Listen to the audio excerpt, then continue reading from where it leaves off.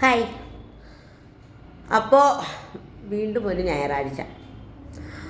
ഇന്ന് ഷോപ്പിലല്ല, വീട്ടിലാണ്.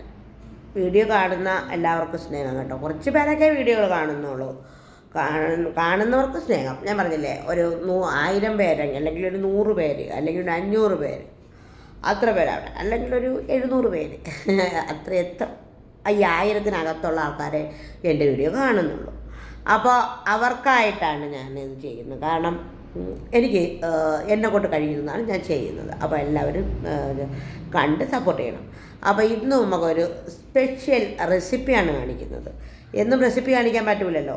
അപ്പോൾ ഞാൻ കാണിക്കുന്ന ദിവസങ്ങളിലെല്ലാം സ്പെഷ്യൽ റെസിപ്പികൾ കാണിക്കണമെന്നാണ് ആഗ്രഹം. പക്ഷേ ഇന്നൊരു നാടൻ റെസിപ്പിയാണ് കാണിക്കാൻ പോകുന്നത്. വെറും നാടൻ റെസിപ്പി.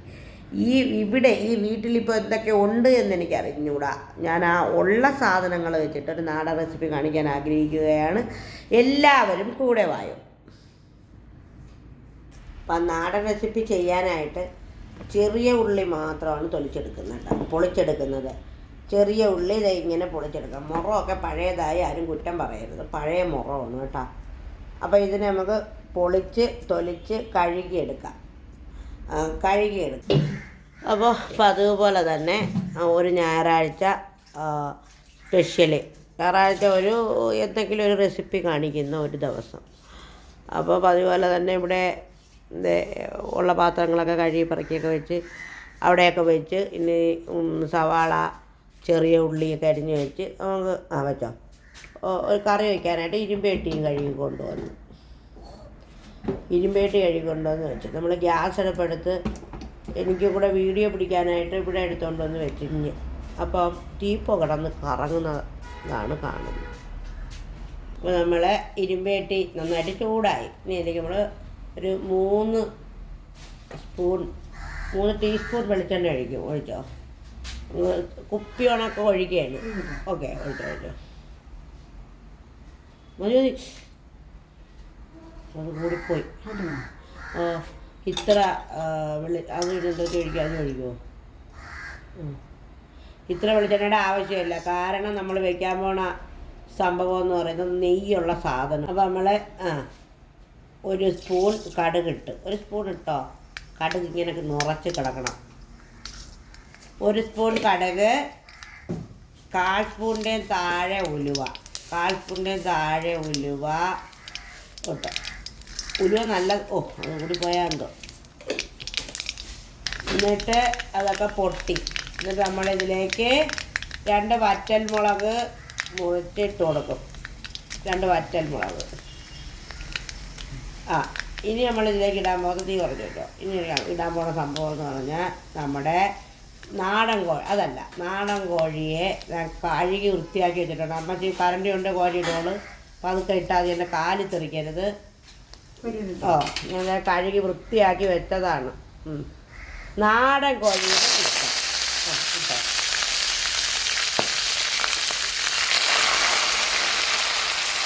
ഇതൊരു വെറൈറ്റി കറിയാണ്. നമ്മളെ വീട്ടിൽ നാടൻ കോഴി അല്ലെങ്കിൽ പോത്ത് ഒക്കെ വയ്ക്കോളായിരുന്നു. ഇപ്പോഴാണല്ലോ ഈ ബ്രോയിലർ ചിക്കൻ വയ്ക്കുന്നത് എല്ലാവരും. അപ്പോൾ അമ്മാമ്മച്ചി ഞാൻ നമ്മുടെ ചാനൽ തുടങ്ങിയ സമയത്ത് ഇട്ടിട്ടുണ്ട് ഒരു വീഡിയോ.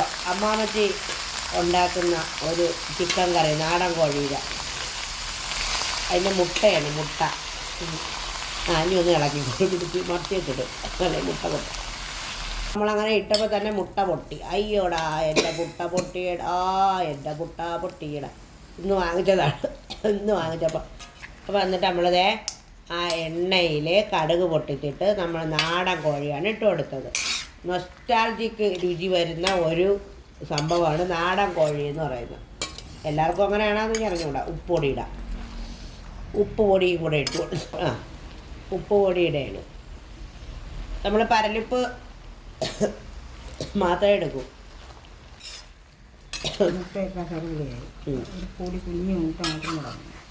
അത് കുഴപ്പമില്ല. മുട്ട അതിൽ ചേരട്ട്. മുട്ട പിന്നെ ഇട്ടാലും മതിയായിരുന്നു. പക്ഷേ മുട്ട ഇട്ട് കൊടുത്തു. അടച്ചു. ഇതൊരു 5 മിനിറ്റ് അടച്ചു വെച്ചു.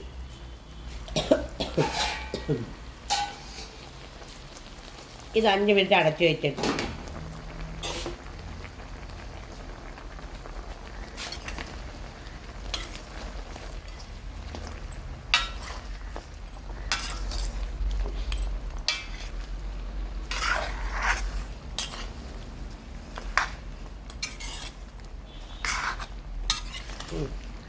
ഇനി വേണ്ട ഉള്ളിയൊക്കെ എടുക്കണ്ട ഇല്ല കേട്ടോ. ചെറിയ ഉള്ളി, ഒരുപാടും ചെറിയ ഉള്ളി, ഒരു 1.5 മുറി സവാള, 3 പച്ചമുളക്, ഒരു 3-4 അല്ലി വെളുത്തുള്ളി, ഒരു ചെറിയ കഷ്ണം ഇഞ്ചി, ഇത്രയും കൂടെ ഇടാം. ഇപ്പം നമ്മൾ എങ്ങനെയൊക്കെ വെച്ചാൽ ആദ്യം ഉള്ളി വഴറ്റുന്നു, പിന്നെ മസാല ഇടുന്നു, പിന്നെ ചിക്കൻ ഇടുന്നു, അങ്ങനെയൊക്കെ അല്ലേ ചെയ്യുന്നത്. എങ്ങനെ വെച്ചാലും അതിൽ തന്നെ കൊണ്ടെത്തിക്കും നമ്മൾ. പക്ഷേ നമ്മളിന്ന് വ്യത്യസ്തമായിട്ടാണ് ഇന്ന് വയ്ക്കുന്നത്. അമ്മാമ്മച്ചിയാണെങ്കിൽ നാടൻ കോഴി വയ്ക്കുമ്പോൾ മസാല പുരട്ടി കുറേ നേരം വെച്ചിട്ട് എടുത്ത് കടുവറുത്തിടും. അതൊരു പ്രത്യേക ടേസ്റ്റാണ്. പക്ഷെ നമ്മൾ ഇന്ന് വ്യത്യസ്തമായിട്ട് ചെയ്യാമെന്ന് വിചാരിച്ചു. എന്നിട്ട് നമുക്കൊരു 5-6 മിനിറ്റ് അടച്ചു വയ്ക്കാം. എന്നിട്ട് നമുക്ക് ഒന്ന് മസാല വറുത്തെടുക്കാം.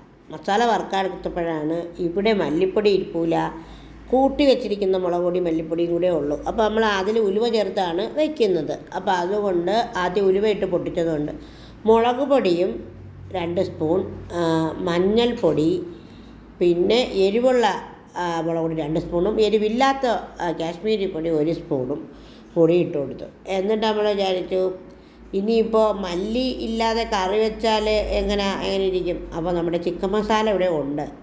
അപ്പോൾ ഞാനിത് നാടൻ രീതിയിൽ ഈ മസാല വറുത്ത് വയ്ക്കുന്ന രീതിയിൽ വയ്ക്കാമെന്ന് വിചാരിച്ചുകൊണ്ടാണ് ചിക്കൻ മസാല എടുക്കാമായിരുന്നത്. അപ്പം ഞാൻ അമ്മജിയോട് പറഞ്ഞു, നമുക്ക് ചിക്കൻ മസാല ഇട്ട് കൊടുക്കാൻ കുറച്ചെന്ന് പറഞ്ഞു. അപ്പോൾ ശരി എന്ന് പറഞ്ഞിട്ട് നമ്മൾ അതിൽ ചിക്കൻ മസാല കൂടി ഇട്ട് കൊടുത്തു. നമ്മുടെ ചിക്കൻ മസാല കുറച്ചേ ഇട്ടുള്ളൂ. അപ്പോൾ ഈ ചിക്കൻ മസാല മാത്രമാണ് നമ്മൾ യൂസ് ചെയ്യുന്നതെന്നുണ്ടെങ്കിൽ ഈ മുളക് പൊടിയും ഇതും ചേർക്കണ്ട. ഇനി കളറിന് വേണമെങ്കിൽ കാശ്മീരി പൊടി ചേർത്ത് കൊടുത്താൽ മതി. നമ്മളെ ചിക്കൻ മസാല അങ്ങനെയാണ്. നമുക്ക് ചിക്കൻ മസാലയിൽ ചുവന്ന കളറല്ല, നല്ല തനതായ കളറാണ് കേട്ടോ. ഇപ്പോൾ തന്നെ അതിരുന്ന് വെന്ത് അതിൽ നിന്ന് വെള്ളം ഊറി ഇറങ്ങി വന്നിട്ടുണ്ട്. ഒന്ന് തേഞ്ഞത് മുട്ട പിന്നെ എടുത്തിട്ടാൽ മതിയായിരുന്നു. മുട്ട ആദ്യം ഇട്ടു, അതുകൊണ്ടൊന്ന് തേഞ്ഞിട്ടുണ്ട്. പക്ഷേ ഇത് നമ്മുടെ തനതായ കറിയുണ്ടല്ലോ, നമ്മുടെ വീടുകളിലൊക്കെ ഉണ്ടാക്കി തന്നുകൊണ്ടിരുന്ന ആ കറിയുടെ ടേസ്റ്റിലാണ് ഈ ചിക്കൻ കറി ചെയ്യുന്നത്. വളരെ ടേസ്റ്റിയും വളരെ സൂപ്പറുമായ ഒരു കറിയാണ് ഈ ചിക്കൻ കറി. ഇപ്പോൾ എല്ലാ ദിവസവും ചിക്കൻ കറി മാത്രമാണല്ലോ ഇവരുടെ വീഡിയോയിൽ എന്ന് പറയുന്നുണ്ടാകാം ആരെങ്കിലുമൊക്കെ. ചിക്കൻ മാത്രമേ മേടിക്കാൻ ബഡ്ജറ്റ് നമ്മളെ അനുവദിക്കുന്നുള്ളൂ. പിന്നെ പോത്ത് നമ്മുടെ കടയിൽ മിക്ക ദിവസവും ഉണ്ടാവും.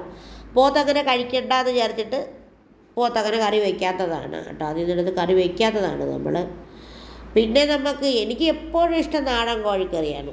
അപ്പോൾ ചൂടുവെള്ളം തന്നെ ഒഴിച്ചു കൊടുത്തു, കുറച്ച് അധികം ചൂടുവെള്ളം ഒഴിച്ചു കൊടുത്ത് 1.5 മണിക്കൂർ അവിടെ ഇരുന്നത് വേവട്ടെന്ന് വിചാരിച്ചു.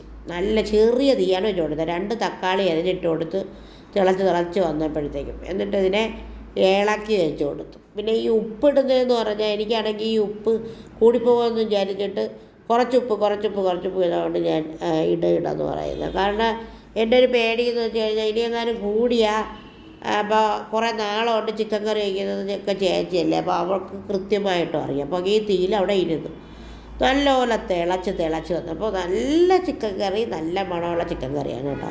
അപ്പോൾ ഞാൻ പറഞ്ഞാൽ കുറച്ച് ഉപ്പിട്ട് അവസാനം ഉപ്പ് കൂടിയില്ല കേട്ടോ. കുറച്ച് പച്ച കറിവേപ്പിലയും ഒക്കെ അങ്ങോട്ട് ഊരി ഇട്ട് കൊടുക്കാമെന്ന് പറഞ്ഞു.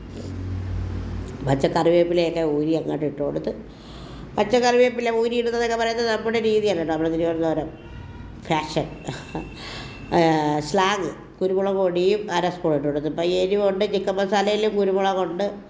അപ്പോൾ പിന്നെ വേണ്ടല്ലോ എന്ന് വിചാരിച്ചപ്പോൾ കറി റെഡിയായി കേട്ടോ. അപ്പോഴത്തേക്കും ഞാൻ ഒറ്റയ്ക്കേ ഉള്ളായിരുന്നു ചോറ് കഴിക്കാൻ. ചോറെടുത്ത് വെച്ച് ഇതുപോലെ ചിക്കൻ കറി, കപ്പ ഉണ്ടാക്കി, കിഴങ്ങ് മരച്ചീനി കൂടെ ഉണ്ടാക്കി. അപ്പോൾ പോളി മാസമായിരുന്നു. ഈ വീഡിയോകൾ ചെയ്തു നോക്കുകയും അഭിപ്രായങ്ങൾ അറിയിക്കുകയും ചെയ്തു. ഒരുപാട് ഇഷ്ടത്തോടെ ദീജ.